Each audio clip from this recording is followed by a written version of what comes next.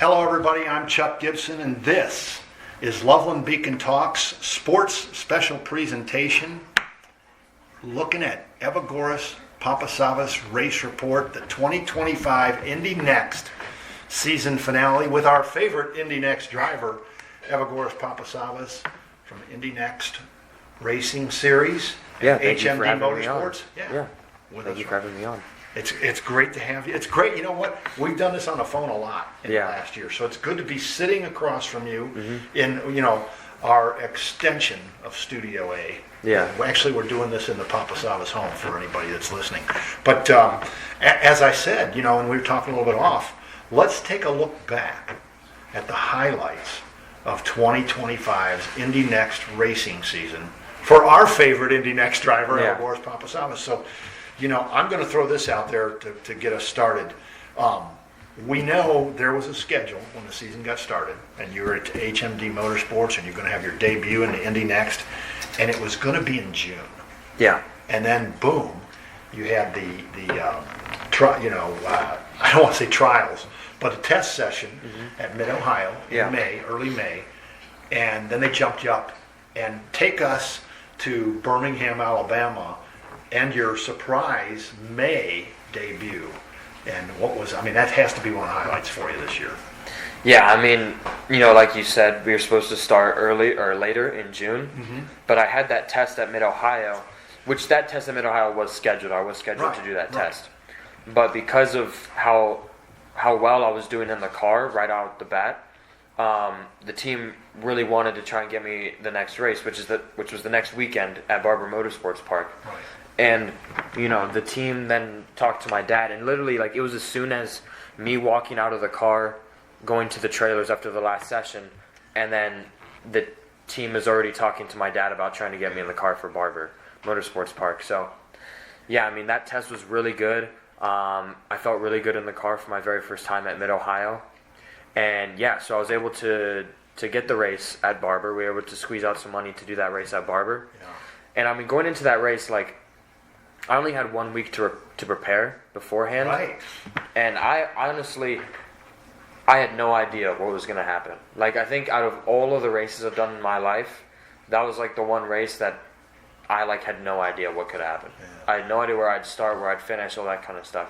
Well, and for the listeners, I recall, because we did talk after that and about, after the test session at Mid-Ohio and going into that race week, and again after the race we talked, you had about 3 hours total in an Indy NXT car. So you are not kidding. For the listeners, Evagoras is not kidding us when he says, I have no idea. Yeah. So that's just but we didn't discuss that. So what's that like to go into, ultimately the practice rounds, the qualifying rounds at Barber Motorsports with I got a couple hours in an Indy NXT car, now what? Yeah. What's that like for you? It's kind of more relaxing almost, because you always surprise me. There you go. Because you don't there's no expectations on you, right? So you can just you're brand new, you have 3 hours in the car, so you can just go into the race, just drive, and then just whatever happens will happen. There's no really any pressure or anything like that. Right, you're not in any form of championship. It wasn't the first race of the season. For me, it was my first race, but for others, it was the second race of the season. So there was no pressure for me whatsoever. And I just went out there and I just drove. That was really it. With only 1 week of preparation before, I did all that I could, and it ended up being very good, qualifying third and finishing second in the race. Yeah. Well, and again, the way it worked out, qualifying third. And in the same group with Dennis Hogger, who, for the record, was the eventual Indy NXT Series champion this year, and so lining up, basically right behind him, he took the pole. Yeah. You were second in his group, which placed you third because the other group's pole winner took the second spot to start the race. But so you're lining up right behind Dennis Hogger. Yeah. And then actually, I think was your teammate Kyle Collette, who was in the other group, that took what would have been the pole, but he wasn't as fast as Hogger, so he was in number 2 position to start the race. Yeah. So there, that's not bad too when you look at the Andretti team, and then boom, HMD Kyle Collette and HMD in the third spot, Evagoras Papasavvas debut racing. Yeah, I mean it was crazy, and I remember sitting on the grid ready to go, and then someone, I think it was Fox, that came up to interview me before the race, and one of the questions was like, how does it feel being this far up the grid, right? And I mean, it felt like it didn't, and looking back on it, it still doesn't really feel that real, because going into my first race with only 3 hours of time before, and then I'm third on the grid, and then you look in front of you, you only have 2 cars, and you look behind, and it's everyone else. Yeah. And it's just like, it was crazy how that worked out, and yeah. That's a great qualifying session. Yeah. I was going to say, well, you didn't look at the Fox Sports reporter and say, "I've been here before." Yeah. Because certainly you've been in that. Number one, you've been on the pole, but of course that was USF 2000. Yeah. And this is Indy NXT, your debut. So yeah, that was actually a great question by them. But it would have been fun for you to say, "I've been here before." That's not the Evagoras Papasavvas I know. No. There's a certain amount of, and it's neat for you to tell us now. Like all of a sudden you're looking at, there's like 2 cars in front of you, and everybody else behind you. And I've you know what? In the years that we've done this and talked, I've never asked you that. When you're up front like that at the start of a race, how much does it enter your mind? You got 19 or 20 cars chasing you immediately. I mean, from not even like from a racing standpoint, but just from like a mental standpoint, it's way better starting at the front, because I don't think about the cars behind me. I just think about the cars in front of me. And if I only have 2 cars in front of me, it's way less stuff to process than if I had 19 cars in front of me. Yeah. Right? Yeah. Starting in the middle of the pack where you have cars around you, behind you, all over the place. So I mean, I think honestly, looking at trying to make 10 passes just to get up into the top 10, right? Or 10 passes to get to top 5. I think starting there at the front was very good, like mentally for me, especially because it was just my first race. There's a little bit less things to process, and I've never raced at that track either. I've never raced at Barber Motorsports Park. Right. Yeah, so it was my first race there as well. There was a lot of firsts. Yeah. And a second. And a second. Yeah. A lot of firsts. And that's the end of that story. So the highlight of all that is whatever questions were in your mind and whatever, like, I don't know what to expect. And the nice thing about there aren't any expectations on me. Yeah. But there you are. You get the third spot on the grid, and you moved up right away, regardless of any reasons why Kyle, if he struggled or whatever it was. Boom, you made that pass. You got into number 2. And those 18 or 19 cars behind you were not able to get past you, and you were racing with again the Indy NXT eventual series champion for the season in your debut race, and finished in that P2 position. Yeah. Man, that's a lot of smiles. I think. I saw the photos. I wasn't there that day, but man. Yeah, I mean it was a great weekend. It just showed like all my hard work paying off. It was really great. Yeah. Well, then that moved again. We knew going into that. First off, going into that test session, but we knew even going into Barber that your scheduled race was later in June, but boom, then they moved you. So now you're racing at the Indianapolis Motor Speedway. Was that a week later or 2 weeks later? Yes, that was a week later. So that was also another first in my career where I've had 2 races back-to-back weekends. Yeah. I think I went to school for only like 1 day in between those 2 weeks. You know what? And that's another, throw that into the mix, because I forgot. That was still school in session, because that was early May, and you guys were not done yet. Yeah. So at Indianapolis, and actually my first race, like you said, was supposed to be in June at St. Louis. Right. At Gateway, right. The Oval. But then what happened was part of our plan to do Barber is we also swapped out to do Indianapolis with St. Louis. So we didn't do St. Louis, we did Indianapolis instead. Right. Because we figured, to do that venue, do that event, get a lot more exposure was really good. So yeah, we went ahead and we did that race as well, keep up the momentum from the second place. And I mean, there at that track is completely different from Barber. So I was still very much learning the car. I was still very new to the car, even though I finished second. I was still very new to the car. So we struggled a little bit with the car, but I mean, I think I learned a lot about how the car operates at such a track like that. That's one track that out of like all of the cars that I've driven at that track, the car handles completely differently at that track compared to others. Like others, it's pretty consistent, but there at that track, it's pretty different with just the way the surface is and how the tires interact with the surface and like things like that. So. Well, so the Indy NXT car, which there are differences between that and the USF 2000 that you've raced previous years. So the differences felt better for you at the Indy Motor Speedway or felt more challenging? They felt a little bit better, but still some of the same differences and challenges. But I think now with the experience that I have and being able to take a step back and watch more of the racing and really learn, I think now when I go back into it, I'll be feeling a lot better about it. I'll be more mature about it as well. Well, that's some interesting insight. Looking in yourself, some introspection into, you'll be a little bit more mature. Yeah. A lot of people your age, and everybody, he's 17, trust me, at 17, I already thought I was perfectly fine. But to realize, that you're still growing maturity, and especially in your chosen field, your chosen profession, to understand, hey, I've got some maturing to do, and certainly, I think everybody kind of knows we always are learning, but understanding the maturity thing, that's some good insight. So, Indy Motor Speedway was a highlight weekend for you too. Yeah. I'm not going to say off the top of my head what your finish was because I've forgotten. I mean, all of the weekends, really looking back at it, were highlights, right? Because I mean, they were I only had a few opportunities, but I feel like I made the most with what I had in the moment. And Indianapolis, we had 2 races there. Qualifying wasn't very good, like I say, struggling with the car. So we were down on the grid. But in both races, I was able to fight my way back up in and around the top 10.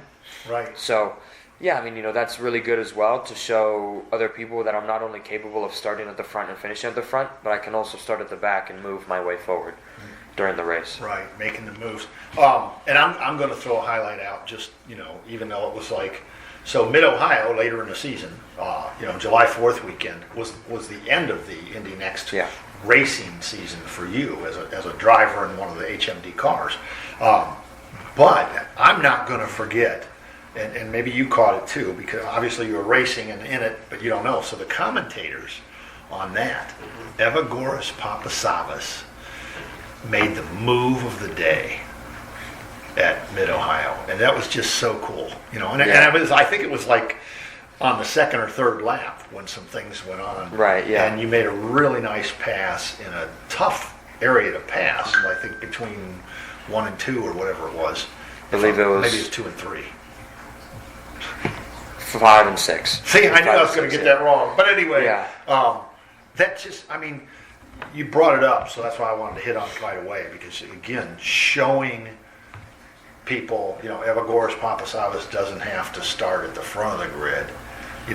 Nicer there. Yeah. Want to start there, but you know what? If something happens in qualifying and you get a little bit further back in the grid to start the race, you have the ability and the skills. And I think one of the other key things is the patience to find those spots, to make the passes, and to move back up in the field. And as you said, at Indy, one of the highlights there was being in the top 10. I'm gonna ask you your reaction to this. So it was 5 races for you this year, but early on, and at the end of the day, 5 races wasn't going to get you in a spot to qualify to win the Indy NXT Driver Championship for the 2025 racing season. But the thing is in those 5 races, especially early on, because Mid-Ohio was later on in the season, but especially early on, with just the 3 races that you did early on, you were in the top 10. In the championship, in the championship standings. I believe that after Barber, I think I was 8th. Oh, was it? I was going to say 6th or 8th. It was it. But it was just like very nice. Yeah. Well done. Congratulations on that. Even though it didn't play out, it wasn't supposed to. You were essentially, let's say, a part-time. A partial season. I don't want to say part-time, but a partial season. Yeah. But you weren't part-time by any means. You were at every race with the HMD. Yeah. Let's talk about that a little bit. We kind of covered, we covered Barber. covered Indy Motor Speedway. Real quick, you raced also at, you raced Wisconsin? Yeah, Road America. Yeah, Road that was the America. one that we haven't covered. Yeah, Road America. And then obviously Mid-Ohio. Yeah. And then what was the other? So That was it. okay, that Yeah. was okay. It's 4 tracks, but 2 races at Indy, maybe Yeah. five total races that you started. Yeah. So let's talk a little bit about the other things. And I know that this was, you just touched on it, gaining maturity, gaining knowledge, learning. Yeah. Indy NXT and preparing for what's going to be next, in 2026. What was that like for you to be in every race? 2 things. One, how much of a challenge was it for you? I'm a driver, except all these races you weren't in the seat. But so, talk a little bit about that. But the highlight part of it is, how great was it to be there and to be getting that, that opportunity to learn and see the races from, wherever you see them when you're with the team? Yeah, I mean, I think going to all the races and seeing all the fans and doing everything that a driver would normally doing, except for driving, I think it was really helpful looking back at it. It makes me a lot more comfortable about what to expect for next year. It's just like those little things, like being more comfortable of like the flights and where you are and all that kind of stuff, and just seeing the track and getting associated with the paddock and all that kind of stuff. Just things like that. Yeah. That kind of make you feel a little bit better when you're going into it. So like next year when I go into it, but I'm racing this time, next year, I think, I'll be feeling a lot better about it and hopefully get some really good results because of how I'm feeling and because of this year. And even though this year I haven't been driving and it's been hard because of that, but, I still think that it was very good that I had this opportunity to go to all the races and to see all the things and to interact with the people and just show my face and talk to people and get my name known. Right. Well, how important was it to you, or how important do you think it was to, in the races where you weren't going to be in the seat and you were there, and you just touched on getting to know the people and getting to know what they do? Because on race day, those are the people that, are helping you. When you're in the seat, all those people that are on the sides with HMD Motorsports, and other people at the track that make that race happen. So how important was it to you, and how good did it feel to get to know some of those people and see all of that activity that hasn't necessarily been your thing because you're preparing to drive normally? I think it was great to see all the people. I mean, from engineers to media to everyone, right? Just to get familiar with everyone, have conversations with everyone. And I think, just build a strong connection. So next year, if we choose to go that direction with HMD, then it'll be a very good connection. Right. And, hopefully we can get some good results next year. I'm putting in the hard work. The team sees that. They put in the hard work, things like that. Yeah. Well, and that's a good place. We said we're going to look at some highlights. Is there anything else before we move? Because the transition now is to what's next. Mm-hmm. But before we make that transition, anything else that stood out as a highlight for you in terms of the 5 races? Like what happened in Wisconsin? I just think in general, it's just like being able to just be in the car and experience that. Obviously, the biggest highlight was the P2 at Barber. Sure. I would have liked to do that P2 a little bit more. Some more podiums, but yeah. Well, so I have to talk about the rough spots too. So this is the first time you've been to Mid-Ohio and didn't win. rubbing it in, Evagoras. But again, this was taking a jump. Not only Evagoras did you go from USF 2000 to Indy NXT, but that was skipping over to USF Pro. So Indy NXT wasn't just a new car. That's like a 2-level jump. Yeah. And so to have the success that you had and to make the moves, make the passes, to gain the recognition you gained, from the media, from the other teams and things, that has to be a great feeling. Yeah. It was great to just be a driver, but not at the same time. Yeah. But yeah, I think I'm very grateful for this year and how it turned out, and I'm very excited to see what next year has to offer. Well, there's a lot of things that go into it, but making the transition right now, just for the listeners, as we, this is the 2025 Indy NXT Racing finale of the Evagoras Race Report here on Loveland Beacon. The next time we talk, we're going to be talking 2026 racing. So, but just a quick preview. So what's happening this off season? What are the things that you know of right now, or that you can talk about right now? So give us a kind of a sneak preview. What's up next? I mean, this season or next season, we still it's all over the place. We still don't really know. Our primarily goal right now is to get the funding to do next year, and then that's when we can start talking to teams and trying to make some deals. But we're all working very hard. I'm working hard. My family is working hard. My managers are my supporters. So yeah, we're getting ready for next year. Yeah, I think that's one of the things people don't, if they're not really following racing.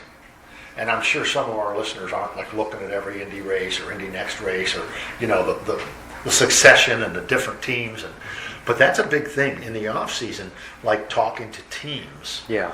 And potentially making deals. You had a great year with HMD, and I'm quite certain HMD was very happy with Evagoras Papasavvas as one of their drivers. But I hope so. Yeah. Well, I don't. What you can say and what you can't, I don't know. But it's possible that there might be a different team emblem. Yeah, I mean, we don't know anything right now. Right. Really, so it's still the very beginning, and we'll just see what God has to offer. Yeah, that's a great guy. And I love that. I'm never going to miss an opportunity, because your faith is a big part of your journey as a race driver too. Yeah. And so it's like what God has to offer. Yeah. So I mean, all we can do right now is just wait and see. Yeah, it's good to keep that focus as well as everything else. Yeah. I know you're doing all the physical human things that you can, the training and whatever else, and there's people working hard.